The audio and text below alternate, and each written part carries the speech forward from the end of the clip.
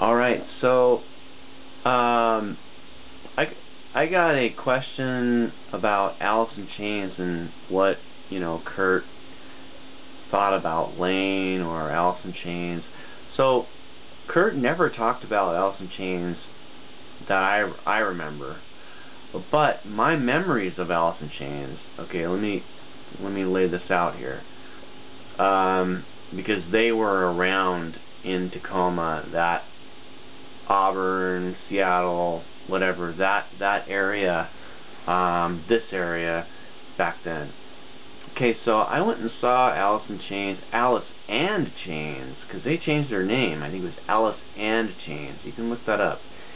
And they played with this amazing metal band from Tacoma called Blind Ambition. But anyway, I saw I went to see Blind Ambition. Alice in Chains played too, so I wasn't there to see Alice in Chains. And they were absolutely like what you would consider. I mean, they were butt rock. They were a rock band with that like 80s butt rock sound, and I didn't like them at all. All right, I actually like Alice in Chains. I think Dirt is a really good album. Facelift is cool. So let me go on a little bit. I've been having a few beers, so stick with me here. Now, when the single for When We Die Young, or whatever it's called, came out, Die Young, I think that's what it's called. I listened to it and I'm like, oh my god, that sounds like Nirvana.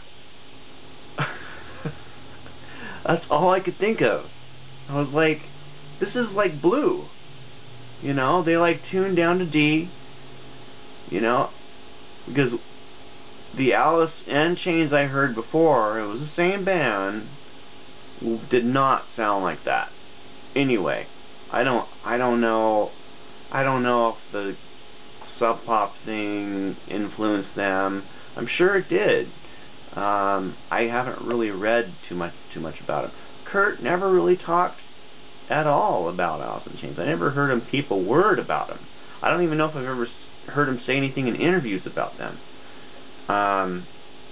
But in no way do I hate Alice in Chains. I love the first two albums. I think there's amazing songs on there, and that's one point to make. I'd like to say Nirvana influenced Alice in Chains. I will say that. I will say that. I don't know if it's true, but I'll tell you what, man. When I heard the Facelift songs, there's multiple songs on there. Actually, Love Hate Love. Listen to that, and then listen to Big Long Now. Big Long Now was there. People knew that song. It wasn't out on a CD, but it was definitely, there was copies out there. I made a couple copies for people, but I don't know. I mean, Kurt made other copies. It got out there. All right. So anyway, there you go. All right.